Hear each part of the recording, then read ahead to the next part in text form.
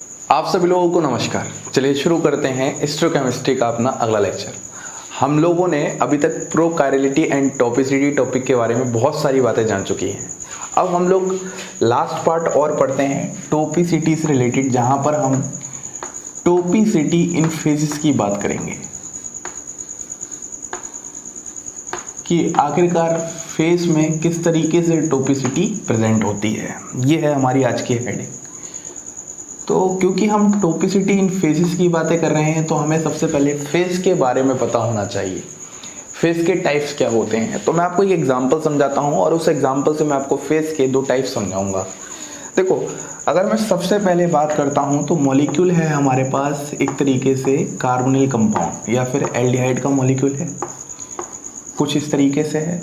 और इस मॉलिक्यूल को मैं डिफरेंट तरीके से रिप्रेजेंट कर सकता हूँ। एक तो तरीका ये हो चुका है, या फिर इस ही मॉलिक्यूल को मैं कुछ इस तरीके से भी रिप्रेजेंट कर सकता हूँ, C डबल बॉन्ड O और यहाँ पर इस तरीके से ये H और एक H इस तरीके से बाहर की तरफ आते हुए।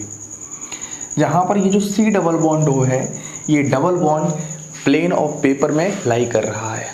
अब अगर मैं थोड़ा सा इसकी और डायग्राम को समझाऊं तो हम एक डायग्राम ये भी समझ सकते हैं कि यहाँ पर आपके पास क्या है, H है एज इट इज़, यहाँ पर H है और यहाँ पर आपके पास सिग्मा बॉन्ड का फॉर्मेशन हुआ है।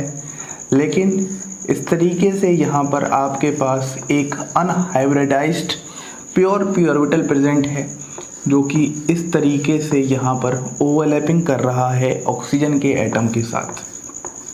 आ रही बात समझ में? तो हम बोल सकते हैं unhybridised pure P orbital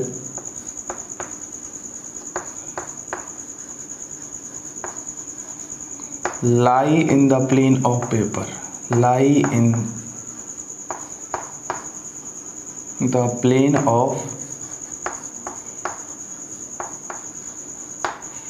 paper. इसकी मैं बात कर रहा हूँ, ठीक है। और यहाँ पर ये जो फेस है, आपको ये जो दिख रहा है ऊपर की तरफ, इसकी वजह से आपके पास आ जाता है टॉप फेस। और नीचे वाले ओवरलैप की, देखो यहाँ पर मैं थोड़ा सा इसको समझाने में डिफ़िकल्टी आएगी, लेकिन आप फील करो, ये जो नीचे की तरफ लाई कर रहा है पोर्शन, इसी को हम नाम दे देते हैं बॉटम फेस। तो हमारे पास यहाँ पर फेस के दो टाइप्स आते हैं, एक आता है टॉप फेस और एक आता है बॉटम फेस। अगर इस डायग्राम को मैं और थोड़ा सा आपको समझाने की कोशिश करूं तो एक्चुअली डायग्राम कुछ ऐसी है। यहाँ पर कार्बन है, यहाँ पर आपके पास H है, यहाँ पर आपके पास H है और यहाँ पर ऑक्सीजन था। तो एक तो आपके पास ऊपर की तरफ फेस है कुछ ऐसा सा, और एक आपके पास नीचे की तरफ फेस है। तो इसको हम नाम दे देते हैं टॉप फेस, ऊपर की तरफ लाई कर रही है इलेक्ट्रॉन डेंसिटी, और ये जो नीचे वाला फेस है इसको हम नाम दे देते हैं बॉटम फेस। एक्चुअली हम क्या कर रहे हैं, यहाँ पर इलेक्ट्रॉन डेंसिटी दिखा रहे हैं। जैसा कि आपको याद होगा तो हम वेव नेचर को कुछ इस तरीके से इलेक्ट्रॉन्स को दिखाते थे, तो वही हम यहाँ पर रिप्रेजेंट करने की कोशिश कर रहे हैं। तो सबसे पहले आपको एक बार आइडिया होना चाहिए फेसेस के बारे में। एक होता है टॉप फेस, एक होता है बॉटम फेस। इतनी बात समझ में आ रही है? अब आखिरकार टॉपिसिटी इन फेसेस का कॉन्सेप्ट कैसे आया, तो इस चीज को हम लोग नोट में समझते हैं। नोट में कॉन्सेप्ट सिंपल ये है, यदि हमारे पास कोई डबल बॉन्ड हो और डबल बॉन्ड पर हम क्या करें, नॉन केमिकल रिएजेंट का अटैक करवाएं, नॉन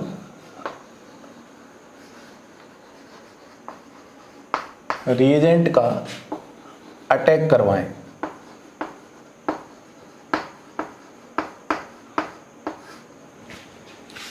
यदि हमारे पास डबल बॉन्ड हो और डबल बॉन्ड पर हम नॉन रिएजेंट का अटैक करवाएं, तो अटैक करवाने से जो प्रोडक्ट्स हैं, अगर प्रोडक्ट्स हमें आइडेंटिकल मिलते हैं तो हम कहेंगे कि हमारे पास जो फेसेस डेवलप हो रहे हैं या जो फेसेस आ रहे हैं वह होमोटॉपिक फेसेस हैं।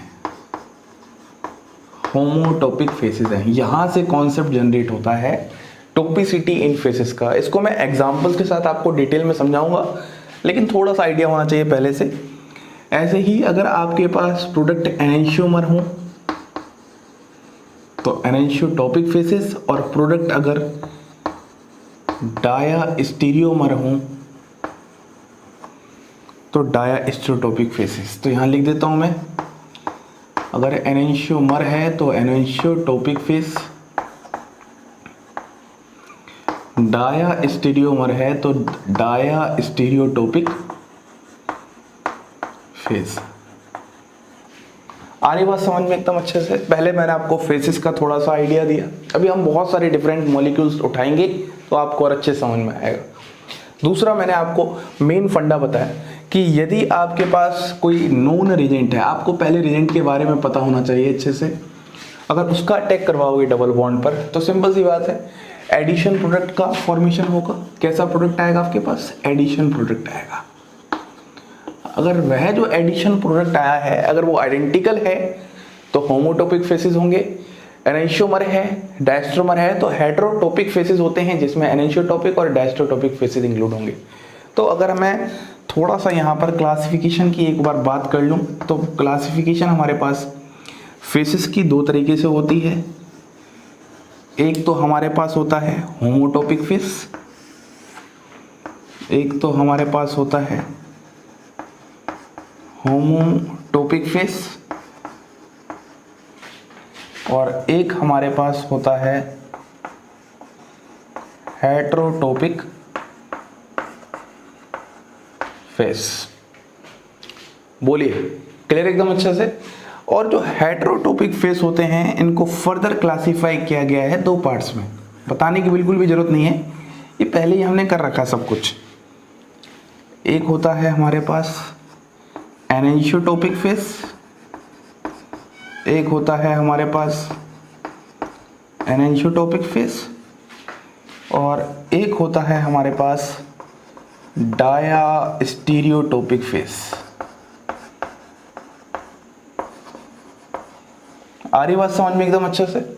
तो ये हमारे पास एक इंट्रोडक्शन पार्ट है। अब हम एक एक करके समझते हैं कि होमोटोपिक फेसेस के एग्जाम्पल क्या होंगे, कैसे ऑब्टेन होगा, और हेटेरोटोपिक फेस में एनेंशियोटोपिक के एग्जाम्पल क्या होंगे और कैसे ऑब्टेन होगा। ऐसे ही डायस्ट्रोटोपिक फेस के एग्जाम्पल क्या होंगे, कैसे ऑब्टेन होगा। चलिए शुरू करते हैं सबसे पहले होमोटोपिक फेस के साथ। तो आइए फेसेस में हम सबसे पहले स्टार्ट करते हैं होमोटोपिक फेस के बारे में जानना। सबसे पहले एक बार हम होमोटोपिक फेस की डेफिनेशन लिखते हैं और फिर मैं आपको इसके डिफरेंट एग्जांपल्स देता हूं, जहां पर मैं आपको ये समझाऊंगा कि होमोटोपिक फेस का मतलब क्या है। देखो, अगर हम होमोटोपिक फेस की बात करते हैं तो हम बोल सकते हैं faces of a double bond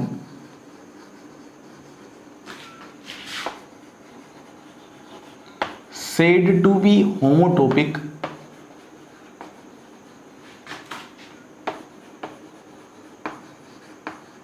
if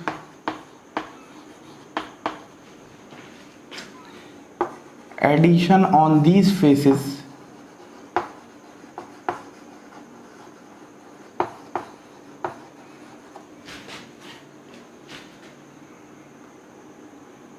in turn by a new reagent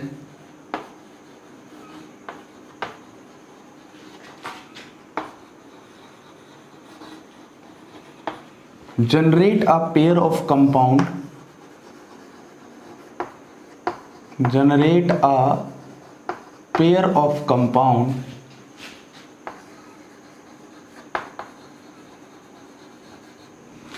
which are homomeric to each other, which are homomeric to each other। कुल मिला के बात यही है शॉर्ट में कि जो भी आपके पास कंपाउंड है, अगर आप वहां पर रिएजेंट का अटैक करवाते हो और जो दोनों ही प्रोडक्ट ऑब्टेन होंगे अगर वो आइडेंटिकल या होमोमेरिक टू ईच अदर हैं, तो इसका मतलब जो आपके पास फेसेस प्रेजेंट हैं वो होमोटोपिक फेसेस कहलाएंगे। एग्जाम्पल की बात करते हैं। सबसे पहले एग्जाम्पल को हम लेते हैं ये वाले को, C डबल बॉन्ड O, यहाँ पर आपके पास Me है और यहाँ पर आपके पास Me है। अब अगर मैं यहाँ से अटैक करवाता हूँ किसी न्यूक्लियोफाइल का, तो न्यूक्लियोफाइल का अटैक दो तरीके से हो सकता है, या तो टॉप फेस से अटैक होगा, यहाँ मैं लिख देता हूँ थोड़ा अच्छे से, या फिर वहाँ पर बॉटम फेस से अटैक होगा। दो ही तो पॉसिबिलिटी है, या तो टॉप फेस से अटैक हो सकता है या बॉटम फेस से अटैक हो सकता है। अगर मैं यहाँ पर टॉप फेस की कोरस्पॉन्डिंग प्रोडक्ट बनाऊंगा तो इसको मैं ऐसा बना दूं, C, यहाँ पर आप O माइनस कर दो, है ना, डबल बॉन्ड जाएगा तो ये O माइनस बन जाएगा। यहाँ पर आपके पास क्या आ जाएगा, ऊपर से न्यूक्लियोफाइल आ जाएगा और ये ग्रुप थोड़े थोड़े नीचे की तरफ चले जाएंगे। यहाँ पर ये आपके पास आ जाएगा Me और यहाँ पर भी आपके पास आ जाएगा Me।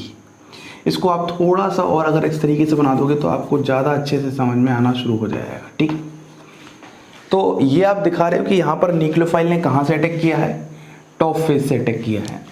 वहीं पर अगर मैं आपको थोड़ा सा और इस वाले प्रोडक्ट के बारे में बताऊं तो यहाँ पर न्यूक्लियोफाइल नीचे से बात कर रहा है, तो यहाँ पर आ जाएगा थोड़ा O माइनस, थोड़ा ऊपर की तरफ शिफ्ट होना शुरू हो जाएंगे। यहाँ पर आपके पास आ जाएगा Me, यहाँ पर आपके पास आ जाएगा Me और यहाँ पर आपके पास आ जाएगा Nu।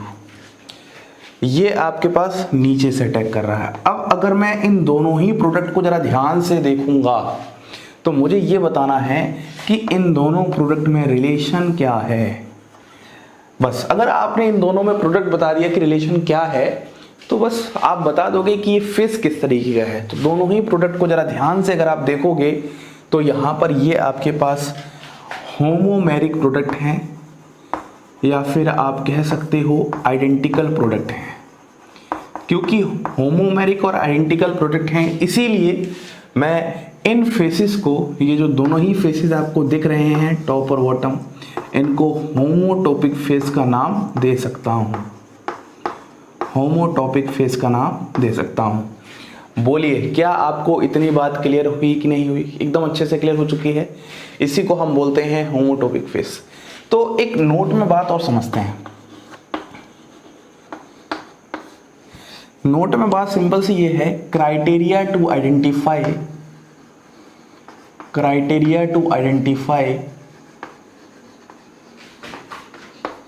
होमोटॉपिक फेस। देखो एक तो क्राइटेरिया आपके पास सिंपल ही है कि आप रिएक्शन करवाओ, प्रोडक्ट बनाओ और उनके बीच में रिलेशन देखो प्रोडक्ट का क्या है, उसके कोरस्पॉन्डिंग आप आंसर बताओ। और एक क्राइटेरिया आपके पास है सिमेट्री मेथड। हम लोगों ने पढ़ा था जस्ट पिछले अभी टोपोसिटी में सिमेट्री मेथड क्या होता है। तो अकॉर्डिंग टू सिमेट्री मेथड यदि आपके पास कोई कंपाउंड है कुछ इस तरीके से, यहाँ पर Me लगा दूं, यहाँ पर Me लगा दूं, अगर मैं यहाँ से एक्सिस डालूं और इस 180 डिग्री के रोटेशन से अगर वही मिल जाए, मतलब यहाँ पर C2 एक्सिस प्रेजेंट है, तो हम बोलेंगे जहाँ पर आपके पास CN एक्सिस प्रेजेंट हो तो वह कैसा फेस रखेगा, होमोटॉपिक फेस रखेगा। सिंपल सी बात ही होगी। ये तो क्राइटेरिया हो चुकी है। हर बार पॉसिबल ऐसा नहीं हो पाए, क्या पता आप प्रोडक्ट ना बता पाओ, आपको रिएजेंट का रोल इतना अच्छे से ना पता हो, लेकिन आपको ये तो पता होगा कि उस मॉलिक्यूल में आपके पास वह डबल बॉन्ड के कोरस्पॉन्डिंग CN एक्सिस प्रेजेंट है या नहीं है। अगर प्रेजेंट है तो हम बोलेंगे वह होमोटॉपिक फेस है और प्रेजेंट नहीं है तो होमोटॉपिक फेस नहीं है। सिंपल। एक एग्जांपल की और बात कर लेते हैं। एग्जांपल नंबर, इसको हम A दे देते हैं नाम और यहाँ पर हम एग्जांपल नंबर B ले लेते हैं। एग्जांपल B कुछ इस तरीके का है। यहाँ पर आपके पास Cl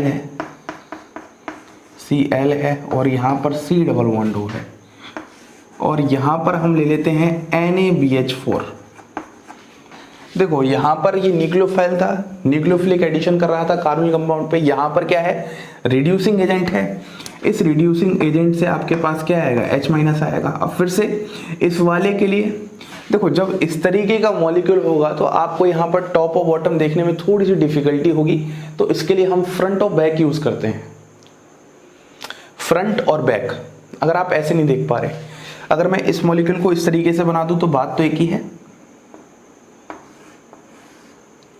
डबल बॉन्ड O, यहां पर आप Cl कर दो और यहां पर आप ये Cl कर दो, तो अब तो समझ में आ रहा होगा। तो यहां पर अटैक करवाते हैं, मान लो इसका अटैक यहां पर एक बार हो रहा है और एक बार इसका अटैक यहां पर हो रहा है, तो ये अटैक हो रहा है बॉटम से और ये अटैक हो रहा है टॉप से। जब आप टॉप और बॉटम से अटैक करवाओगे तो आपके पास दो तरह के प्रोडक्ट देखने को मिलेंगे। यहीं पर बनाने की कोशिश करते हैं, या फ्रंट बैक भी आप कह सकते हो। एक बार तो आपके पास Cl यहाँ जाएगा और ऊपर की तरफ जब टॉप से अटैक करेगा तो यहाँ पर आपके पास H आएगा और बैक साइड में आपके पास O माइनस वाला पार्ट जाएगा, जहाँ पर वर्कअप वगैरह होकर क्या बन जाएगा, OH बन जाएगा। बोलिए बात समझ में आ रही एकदम अच्छे से। आप इसके समझने की जगह इसको समझ सकते हो फ्रंट और बैक, तो फ्रंट पे आ जाएगा H और एक प्रोडक्ट जो आपके पास आएगा, या इसको मैं यहां बनाता हूं, वह कुछ ऐसा आएगा। यहां पर आपके पास Cl है, यहां पर आपके पास Cl है और यहां पर आपके पास आ जाएगा H और यहां पर इस बार इस पर आ जाएगा OH। बोलिए क्या आपको ये दोनों ही प्रोडक्ट समझ में आ रहे? ध्यान से सुनिए, आपके पास ये मॉलिक्यूल है, इस डबल बॉन्ड को बताना है कैसा फेस है, तो आपने NaBH4 लेके आया। NaBH4 का सिंपल मतलब होता है हाइड्राइड डोनर। H माइनस जब डोनेट करेगा तो या तो एक फ्रंट अटैक हो सकता है या बैक अटैक होगा। जब फ्रंट अटैक होगा तो उससे ये प्रोडक्ट बन रहा है और जब बैक अटैक होगा तो उससे ये प्रोडक्ट बन रहा है। अब मुझे ये बताना है कि इन दोनों ही कंपाउंड में रिलेशन क्या है, जरा ध्यान से देखो। अगर मैं इन दोनों में से किसी एक कंपाउंड को, मान लो इस कंपाउंड को 180 degree out of plane rotate कर देता हूं, तो मुझे बताना क्या यही कंपाउंड नहीं मिल जाएगा। तो हम बोलेंगे ये कैसे कंपाउंड है, ये आइडेंटिकल कंपाउंड है, ये होमोमर कंपाउंड है। इसीलिए ये जो आपके पास फेसेस आ रहे हैं, ये कैसे फेसेस आ रहे हैं, होमोटोपिक फेसेस आ रहे हैं। क्या आपको होमोटोपिक फेस का कुछ आइडिया मिला? इन्हीं को हम बोलते हैं होमोटोपिक फेसेस। तो इन शॉर्ट अगर हमें कभी भी होमोटोपिक फेसेस के बारे में जानना हो तो हम वहां से CN एक्सिस को पास करेंगे। यदि CN एक्सिस प्रेजेंट है तो होमोटोपिक फेस होंगे और नहीं है तो होमोटोपिक फेस नहीं कहलाएंगे। आइए अब बात करते हैं एनेंशियोटोपिक फेस के बारे में। तो आइए अब हम बात करते हैं सेकेंड फेस जो कि हमारे पास है एनेंशियोटोपिक फेस। एनेंशियोटोपिक फेस की बात करते हैं तो फिर से वही बात है कि एनेंशियोटोपिक फेस किसको कहोगे? आप उस डबल बॉन्ड के फेस को एनेंशियोटोपिक फेस कहोगे। Face of double bond said to be, face of double bond said to be एनेंशियोटोपिक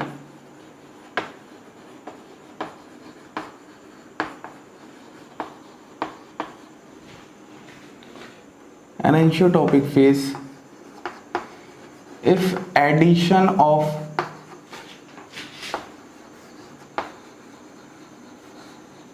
reagent on phase generate a pair of compound, generate a pair of compound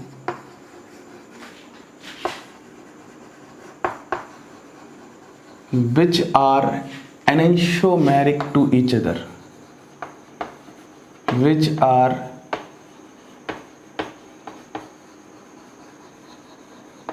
enantiomeric to each other। बोलिए बात समझ में आ रही है एकदम अच्छे से? ठीक है, तो अब सिंपल सी बात है, इसमें एनेंशियोमेरिक की बात कर रहे हैं तो अगर एग्जांपल ही लेते हैं इसमें भी, तो हमारे पास क्या है, C डबल बॉन्ड O है, यहाँ पर आप Me ले लो, और यहाँ पर आप H ले लो इस तरीके से, और यहाँ सामने आप इस बार जो रिएजेंट लेके आते हो उसका नाम है HCl। जब आप HCl से करवाओगे तो एक तो पॉसिबिलिटी आपके पास इस तरीके से है टॉप फेस से अटैक करवाने की, और एक आपके पास पॉसिबिलिटी कुछ इस तरीके से Cn माइनस वाला पार्ट अटैक करता है, सिंपल सी बात है, बॉटम फेस से अटैक करवाने की। अब अगर मैं दोनों की कॉरस्पॉन्डिंग प्रोडक्ट बनाऊंगा तो प्रोडक्ट क्या बन जाएगा?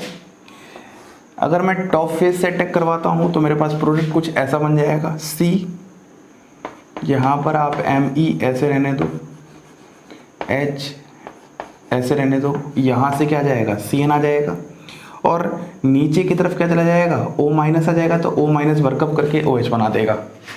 एक बेसिक रिएक्शन का आइडिया होना चाहिए, ठीक है। तो आपका ये न्यूक्लियोफाइल कहाँ से अटैक कर रहा है? टॉप से अटैक कर रहा है। ऐसे ही अगर मैं इसमें बात करता हूँ तो यहाँ पर क्या होगा, इसको आप एज इट इज ऐसे ही बना रहने दो, H हो जाएगा। इस बार ये ऊपर की तरफ चला जाएगा तो नीचे से कौन अटैक करेगा? न्यूक्लियोफाइल अटैक करेगा, तो यहाँ पर आपके पास बॉटम साइड से अटैक हो गया। अब अगर मैं आपसे पूछूं इन दोनों प्रोडक्ट में रिलेशन क्या है, वही आपके पास फेस का रिलेशन आ जाएगा। तो हम बोलेंगे ये जो दोनों ही प्रोडक्ट हमारे पास हैं ये कैसे हैं? Non super imposable mirror image है, क्योंकि दोनों में एक ही कायरल सेंटर है, और कभी भी किसी दुनिया में अगर एक कंपाउंड में सिर्फ एक ही कायरल सेंटर है तो उसकी मिरर इमेज हमेशा कैसी होती है? Non super imposable. और जो non super imposable mirror image वाले कंपाउंड हैं वो यहाँ पर कैसे हो जाएंगे? एनेंशियोमर। अगर इन कंपाउंड में रिलेशन ही आपका एनेंशियोमर है तो मैं इन फेसिस को भी नाम दे दूंगा एनेंशियोटॉपिक फेस। क्या नाम दे दूंगा? एनेंशियोटॉपिक फेस। बोलिए, क्या आपको ये बात समझ में आ रही है? तो एग्जाम्पल से चीजें क्लियर होती हैं। अब यहाँ पर मैं जो आपको बात समझा रहा था इस बात को फिर से समझते हैं नोट के थ्रू। मान लो अगर मॉलिक्यूल इस तरीके से नहीं लिखा होता, कुछ इस तरीके से लिखा होता, C डबल बॉन्ड O, यहाँ पर H, यहाँ पर Me, तो एक तो मैं यहाँ पर सिंपल सी बात है बताता, यहाँ पर आपके पास एक तो होता है फ्रंट फेस और एक आप बोल सकते हो इसका back side face. Back side face एक तो आप बोल सकते हो फ्रंट फेस और एक आप बोल सकते हो बैक फेस। तो जिस तरीके से यहाँ पर टॉप और बॉटम होता है तो टॉप पर अटैक करने से जो ग्रुप पहले प्रेजेंट होता है वो बॉटम में जाता है, बॉटम पर अटैक करने से जो ग्रुप पहले से प्रेजेंट है टॉप पर जाता है। वैसे ही इस तरह से दिखने में मॉलिक्यूल में दो फेस होते हैं, एक फ्रंट और बैक। कॉन्सेप्ट वही है, बस मॉलिक्यूल को रिप्रेजेंट करने का तरीका अलग है। अगर रिएजेंट फ्रंट से अटैक करेगा तो अगर हम रिएजेंट के रोल की बात कर रहे हैं पता होना चाहिए, अगर रीएजेंट फ्रंट से अटैक करेगा तो जो O होगा, O मतलब ऑक्सीजन, ऑक्सीजन ऑटोमेटिकली कहां चला जाएगा? ऑटोमेटिकली बैक में चला जाएगा। ऐसे ही अगर रीएजेंट बैक अटैक करेगा तो आपका O ऑटोमेटिकली फ्रंट आ जाएगा। इस बात को थोड़ा सा याद रखो, जो हमने अब जस्ट पिछले एग्जाम्पल में डिस्कस किया था अभी वही बातों को मैं थोड़ा सा समझा रहा हूं लिखते हुए। अब अगर मैं एक एग्जाम्पल और लूं, मान लो ये एग्जाम्पल नंबर हमारे पास A है। अब मैं एक एग्जाम्पल और लेता हूं आपके सामने, मुझे बताइएगा। एग्जाम्पल है कुछ इस तरीके से, C डबल बॉन्ड O, यहाँ पर Me है और यहाँ पर Et है। इस तरफ जैसा मॉलिक्यूल इस बार ऐसा है, फ्रंट और बैक वाला कॉन्सेप्ट आएगा, यहाँ पे टॉप बॉटम नहीं आएगा। और यहाँ पर मैं ले लेता हूँ LiAlH4, लिथियम एल्यूमिनियम हाइड्राइड। तो हमें एक बात अच्छे से पता है कि लिथियम एल्यूमिनियम हाइड्राइड से क्या पार्ट आने वाला है? H माइनस आने वाला है। क्लियर एकदम अच्छे से। अब एक तो ये फ्रंट अटैक कर सकता है और एक ये बैक अटैक कर सकता है, तो हमारे पास यहाँ पर दो प्रोडक्ट की पॉसिबिलिटी आएगी। देखना यहाँ पर Me और Et बना लो। अगर ये फ्रंट से अटैक करेगा तो यहाँ पर आपके पास H आ जाएगा, तो बैक साइड इस बार क्या जाएगा? O माइनस मतलब OH जाएगा। और एक पॉसिबिलिटी क्या आ सकती है आपके पास, यहाँ पर आपके पास Me है, यहाँ पर आपके पास Et है। तो इस बार आपके पास फ्रंट पे क्या आ जाएगा, OH आ जाएगा और बैक पे क्या जाएगा, H जाएगा। तो ये जो प्रोडक्ट है ये फ्रंट अटैक करने से आया है, ये जो प्रोडक्ट है ये फ्रंट अटैक करने से आया है, और ये जो प्रोडक्ट है ये कैसा आया है, ये बैक अटैक करने से आया है। और ये दोनों ही प्रोडक्ट का आपस में रिलेशन क्या है, बड़ी बात ये है, आपको बड़ी बात यहाँ पर ये समझानी है कि इन दोनों ही प्रोडक्ट का आपस में रिलेशन क्या है। बोलिए, इन दोनों ही प्रोडक्ट का आपस में रिलेशन, ये आपस में एनेंशियोमर्स हैं। क्या हैं, एनेंशियोमर्स। क्या हैं, एनेंशियोमर्स। और अगर ये आपस में एनेंशियोमर्स हैं तो हम कह सकते हैं कि जो यहाँ पर एक फ्रंट फेस होगा और जो यहाँ पर एक बैक फेस होगा, इन दोनों ही फ्रंट और बैक फेस में हमारे पास जो रिलेशन होगा वो क्या होगा, एनेंशियोटॉपिक फेस। एनेंशियोटॉपिक फेस। अगर मैं इसकी सिमेट्रिक क्राइटेरिया से बात करता हूँ तो हम बोलेंगे जहाँ पर हमारे पास ग्रुप्स क्या हों, रिफ्लेक्ट हों, रिफ्लेक्ट हों। अगर हमारे पास ऐसा प्लेन ऑफ सिमेट्री लेके आए जहाँ से ग्रुप रिफ्लेक्ट हो सकें तो वहाँ से हमें एनेंशियोटॉपिक फेसेस मिलेंगे। तो ये हमारे पास एनेंशियोटॉपिक फेस हो गया। अब तीसरे फेस की ओर बात करते हैं, डायस्ट्रोटॉपिक फेस। तो आइए अब हम बात करते हैं डायस्ट्रोटॉपिक फेस। तीसरा जो फेस है हमारे पास वो है डायस्टेरियोटॉपिक फेस। देखो इस वाले फेस में सिंपल क्या है, मैं यहाँ पर थ्योरी पोर्शन नहीं लिखा रहा, मैं यहाँ पर सीधे एग्जांपल डिस्कस करूँगा। तो अगर मैं थ्योरी की बात करूँ तो सिंपल बोलेंगे हम उस डबल बॉन्ड के फेस को डायस्ट्रोटॉपिक फेस कहेंगे जहाँ पर आपके पास एडिशन करने पर रिएजेंट के द्वारा जो प्रोडक्ट आए वो डायस्टेरियोमर्स हो।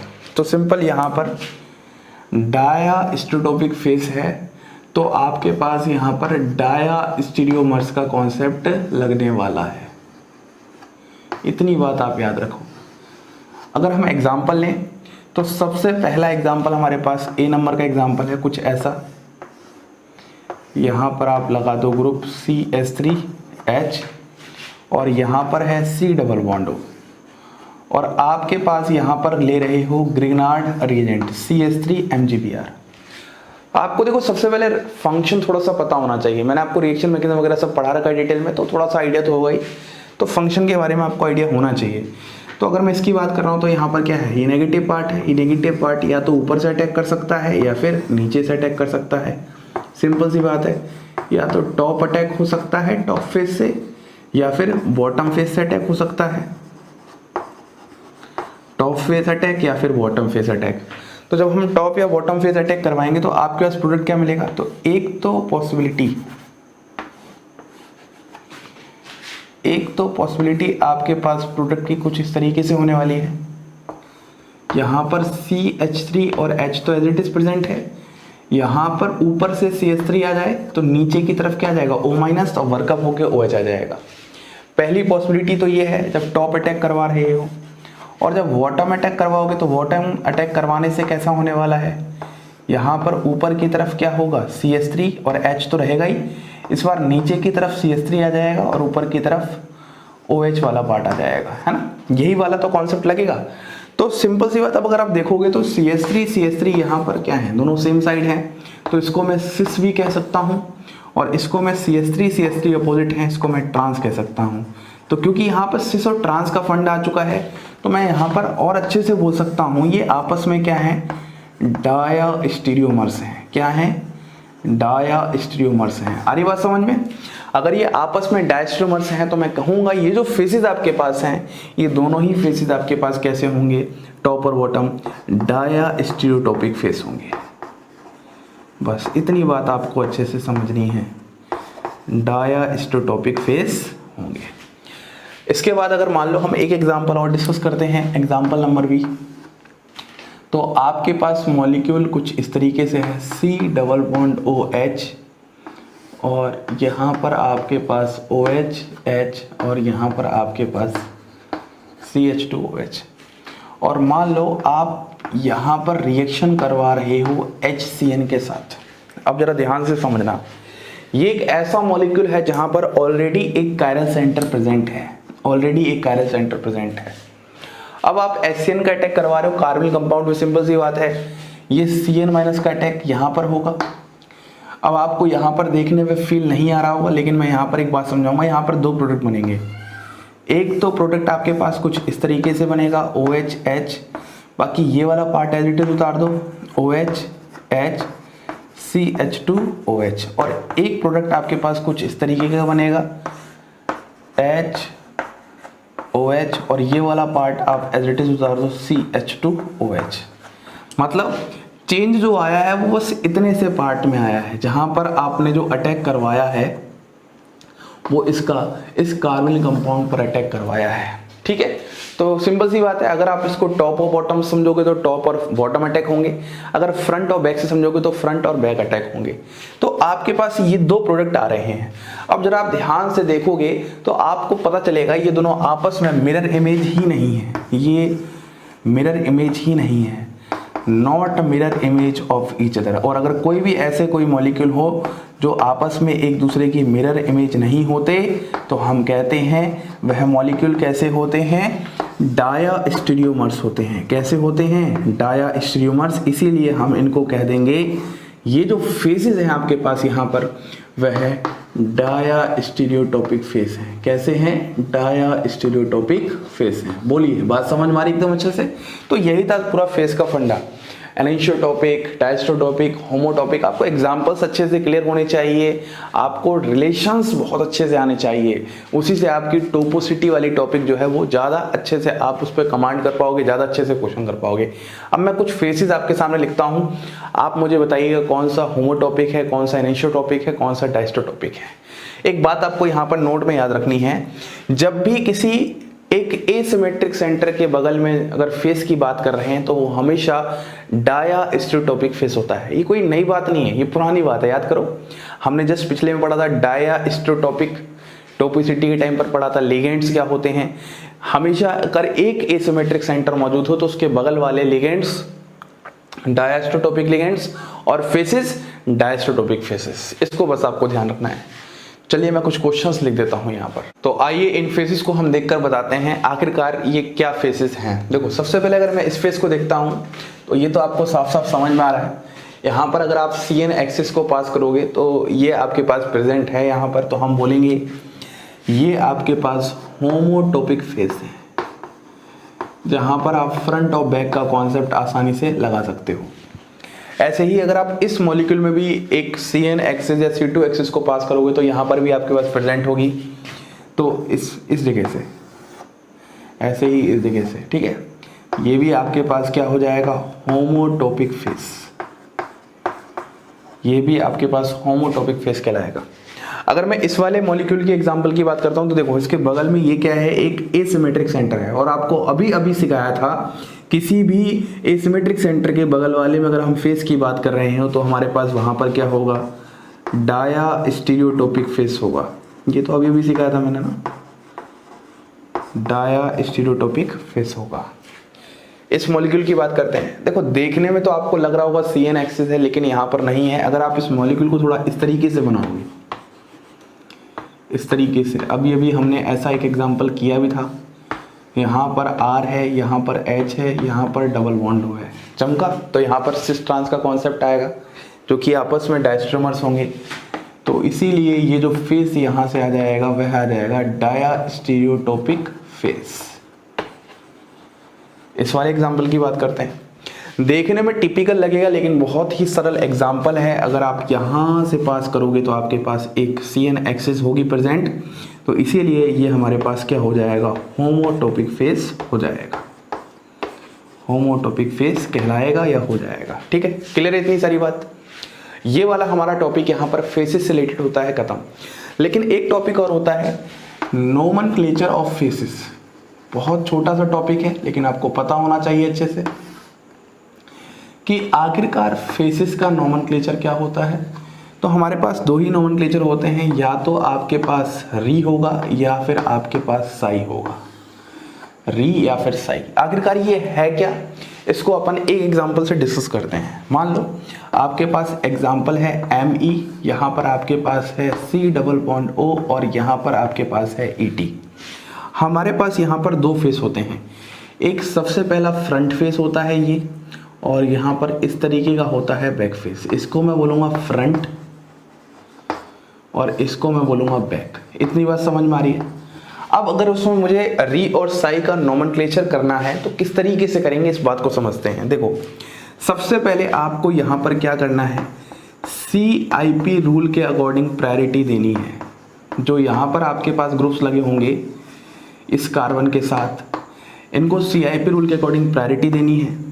और CIP रूल के अकॉर्डिंग अगर प्रायोरिटी आप दे रहे हो तो आप जब 1, 2 और 3 प्रायोरिटी दोगे, इनके अलोंग जब मूव करोगे, है ना, जब मूव करोगे तो मूव करने पर अगर क्लॉकवाइज आ जाए तो आपके पास हो जाएगा वो रीफेस। क्या हो जाएगा, रीफेस। और अगर मूव करने पर आपके पास एंटी क्लॉकवाइज आ जाए तो वो आपके पास हो जाएगा साई फेस। क्या हो जाएगा, साई फेस। इतना ध्यान रखो। तो इस एग्जाम्पल में पहले डिस्कस करते हैं अपन, फिर मैं और एग्जाम्पल कराऊंगा। इस एग्जाम्पल को जरा ध्यान से, तो यहाँ पर आप इस ऑक्सीजन को नंबर 1 प्रायोरिटी दोगे। सिंपल सी बात है, आपको CIP रूल मैंने अच्छे से सिखा रखा है। ET और ME में अगर बात करते हैं तो यहाँ पर E2 की नंबर 2 और ME की नंबर 3, ये आपके पास प्रायोरिटी ऑर्डर हो गया। अब जब आप मूव करोगे तो 1, 2, 3 के अलॉन्ग मूव करने पर क्या आ रहा है, क्लॉकवाइज आ रहा है। इस तरीके से आप मूव करोगे तो क्लॉकवाइज आएगा, और अगर क्लॉकवाइज आएगा तो आपके पास क्या आ जाएगा, रीफेस। तो अगर आपके पास फ्रंट फेस है तो फ्रंट फेस का नाम अगर रीफेस आ रहा है तो ऑटोमेटिकली जो बैक फेस होगा उसका नाम क्या हो जाएगा, साई फेस नाम हो जाएगा। तो लास्ट पॉइंट और नोट कर लो,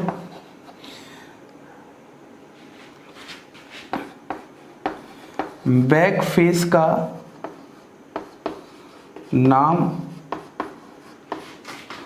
ऑटोमेटिकली उल्टा हो जाता है।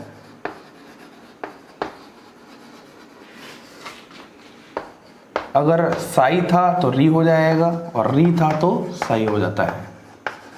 बस इतने पॉइंट्स आपको ध्यान में रखने हैं। मान लो मैं एक क्वेश्चन और यहाँ पर डिस्कस कर देता हूँ आप लोगों से। ये क्वेश्चन है आपके पास कुछ इस तरीके का, यहाँ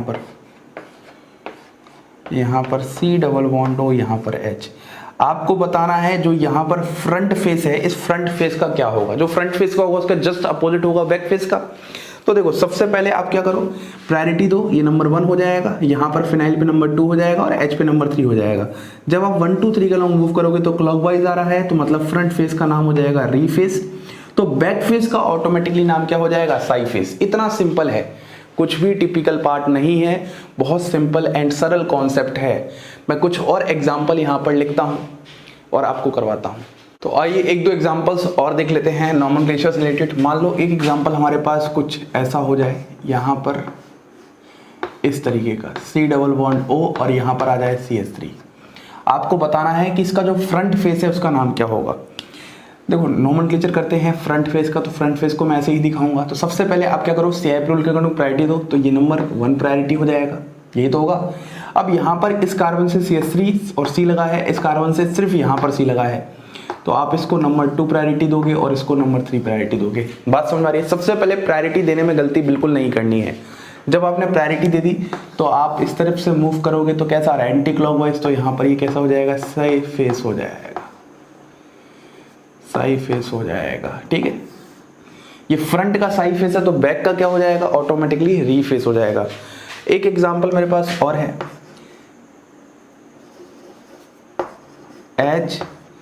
C double bond O PH, और यहाँ पर मैं डराने के लिए रिएजेंट लिख देता हूँ CH3 MgBr वगैरह वगैरह कुछ।